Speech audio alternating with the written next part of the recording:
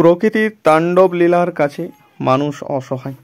তার নিদর্শন আপনারা দেখতে পাচ্ছেন। শিলাবৃষ্টি, তুষারপাত আর ঝড়, তার যে কি খেলা আমার ছাদ বাগানে দেখলেই তা বোঝা যায়। অতি অবশ্যই আমি আমার এই ভিডিওর মাধ্যমে আপনাদের সামনে এই তাণ্ডব লীলা দেখাচ্ছি।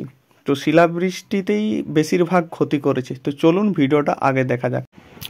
নমস্কার দর্শক বন্ধুরা, আপনারা দেখতে পাচ্ছেন এই সকালবেলায় 8টা সাড়ে 8টার দিকে যে প্রবল শিলাবৃষ্টি এবং অত্যধিক ঝড় একই সাথে বৃষ্টি হয়েছিল, তার প্রভাবে আমার ছাদ বাগানের কি দুরবস্থা হয়েছে আপনারা দেখতে পাচ্ছেন। জানি না কটা টব কি ফেটেছে, একটা পাশেই দেখা যাচ্ছে ফেটে গেছে টবটা। এই যে টবটা ফেটে গেছে, আর একমাত্র এই অম্বিকা গাছটাই দেখা যাচ্ছে যে মুকুলটা মোটামুটি একটু হলেও আছে। বাকি গাছের অবস্থা অত্যন্ত শোচনীয়। আর নতুন যে চারা সংগ্রহ করা হয়েছিল, এই সকালেই তার একটা ভিডিও করেছিলাম, সেই চারার হালত এই যে চারাগুলো এই অবস্থায় পড়ে আছে। আর টবের পরিস্থিতিও শোচনীয় দেখা যাচ্ছে, সব পড়ে গেছে। মুকুলগুলো মনে হচ্ছে যেন সব শেষ। পাশাপাশি এই দিকটাই আমি দেখাই, এই যে বেগুন গাছগুলো খুব ক্ষতি করেছে। আর যে পেঁপে গাছ দুটো ছিল, সেই পেঁপে গাছের পাতা টোটালি ভেঙে দিয়েছে। একেবারে শিলাবৃষ্টি, প্রচণ্ড শিলাবৃষ্টি। আমি এই গাছগুলোকে নামিয়ে দিয়েছিলাম পাশ থেকে, ছোট ছোট টবে। এই দেখুন কি অবস্থা হয়েছে, পাশে কি অবস্থায় সব পড়ে আছে। এগুলো আমাকে আগে তুলতে হবে। যাই হোক, কিছুটা হলেও মুকুলটার তুলনায় ভালো আছে। অরুণিকা কিছুটা ভালো আছে, বাকি যেগুলো একেবারে ন্যাড়া করে দিয়েছে মুকুলগুলো। আর কি বলবো, দুঃখের কথা, এই যে আমার সাইট্রাস যেগুলো কালেক্ট করা হয়েছিল, সেই সাইট্রাসের অবস্থা। পাশাপাশি কিছু 2-4টা কাঁঠালের গাছ ছিল, কুলের গাছ ছিল। এই রিসেন্ট আমি চারাগুলো সংগ্রহ করেছিলাম। এই যে সাইট্রাসের অবস্থা খুব খারাপ। জানি না কতটা কি ভালো আছে কি খারাপ আছে।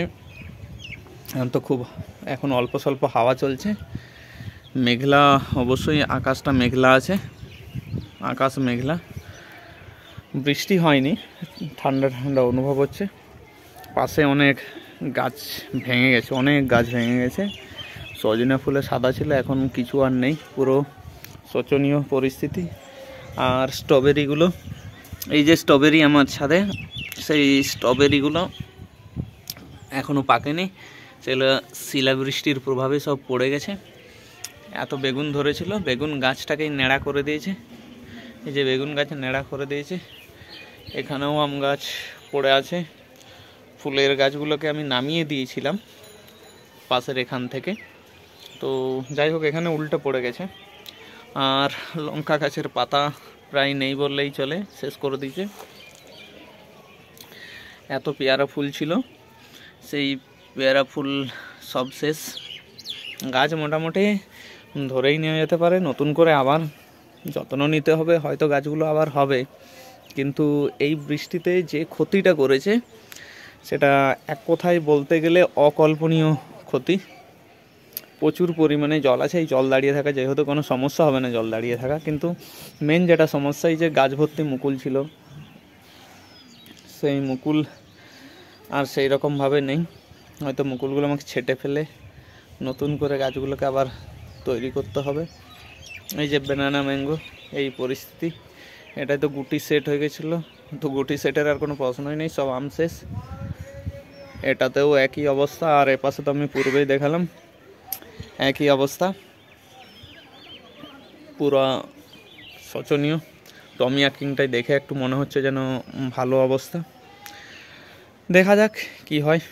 তো চলুন, আর কিছু বলার কিছু নেই। আপনাদের সকলকে, আপনারা আপনাদের গাছগুলোকে যত্ন নিন, প্রয়োজনে গ্রিন শেড দিয়ে দেবেন, যাতে আমার মতো এই ক্ষতিগ্রস্ত আপনাদের না হয়।